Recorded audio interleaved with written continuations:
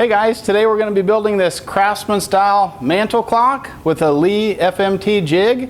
We do have our trusty shop dog Trooper with us to help, so stick around and we'll check it out. Little speak.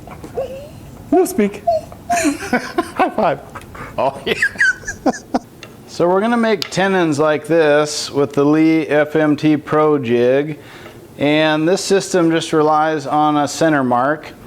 If you're doing a bunch of tenons that are the same size, really you only need to do a center mark on one end of one piece, and you just slide the guide forward, bring your workpiece up until it contacts the guide, and then just lock a clamp or two in place, and that puts everything in perfect position, so you can go ahead and retract the guide and route your tenon.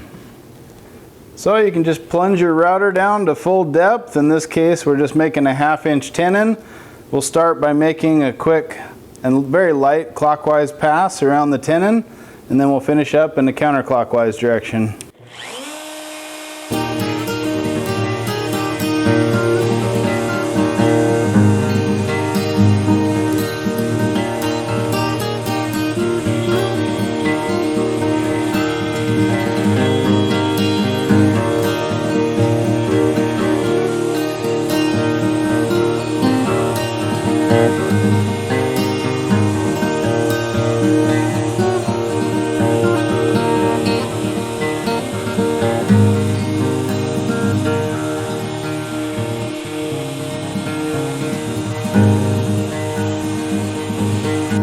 When you finish routing your tenon, just release the clamp and that piece is ready to go. So now we're going to move on to routing the tenon on the slightly wider rail, and for that we'll actually need to change out the guide. This is the guide for the smaller tenons, and install the new guide. Just make sure that the little tabs on the end of this guide go this way towards your workpiece and it'll snap in place. Okay, with the new workpiece positioned, we'll go ahead and slide the sight out of the way and we'll route that tenon.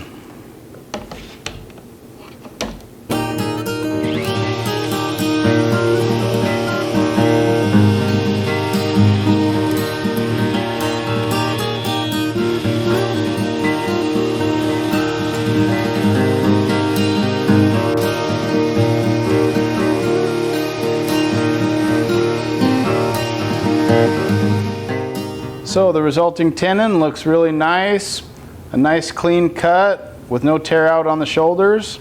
So we'll go ahead and pull that out of the clamp and do some test fitting. Okay, so now we've switched our setup to cut the mortises in the legs for this mantle clock. And since everything is 3/4, we haven't had to adjust the table front to back. I've actually got it locked so it can't move on us. All you really need is just a single tick mark wherever the center of the mortise is. You can confirm that with your sight and we're ready to route the mortise. For the mortise, this left-hand pin will just slide inside of the guide track. So just go ahead and check that you're in the track of the guide on the left-hand side of the pin there. And what we'll do is we'll make plunging passes several spots along the mortise and then we'll clean it out.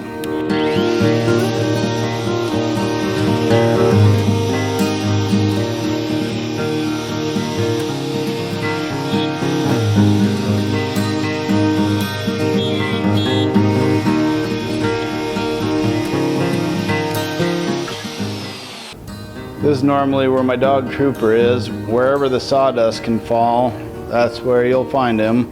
And today he's right under the Leigh mortise and tenon jig. We'll keep cutting mortises.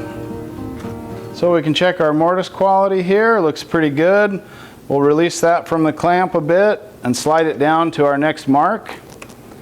Got 2 clamps for this one. So for this, we'll slide our sight forward, but we're just using it for the 1 tick mark. We know our width is going to stay centered.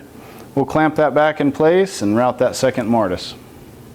So now we're going to cut some small offset mortises, and when using the FMT jig with small pieces like this, you can flip the square stop upside down and it's actually perfectly positioned to give some extra support for your piece that will receive the mortise. In that case, you'll want to just add a small clamp so that everything is held in place tightly as you make the cut. Okay, we'll go ahead and drop the router into the slot for making mortises and complete it.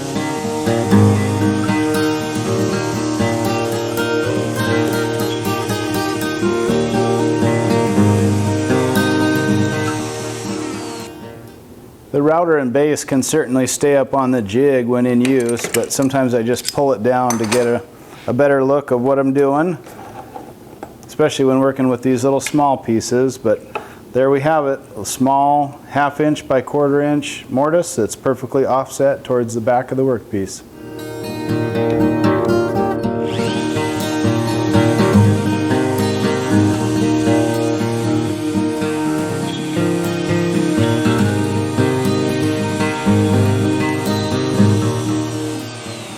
Okay, so we've got all the joints cut for our Craftsman style clock here, and these were all the joints that we cut on the FMT, and I was wondering if it would go down to this smaller size and it didn't have any trouble handling the little pieces. Pretty versatile clamping system on the FMT, so we'll take a look at the assembly and see how these joints fit together. Okay, so the way this works, we just have to assemble this inner frame first before we put the legs on. Okay, so that snaps together just right, and then that whole assembly can fit into one of the side legs here. Upper rail, and then the same thing on the other leg. Okay, and with those round tenons and round mortises, there's really no squaring up of the joints. Everything fits coming right off the FMT. Okay guys, so there's the Craftsman style mantle clock made with a Leigh FMT jig. The project has some nice features like a little finger hole on the back so that you can access the innards. You can change out the battery or reset the time as needed without any tools. And overall, it's a pretty easy to build project and something that's nice to display in your home. So thanks for all the help, Trooper. Good job. All right. Thanks for watching, guys.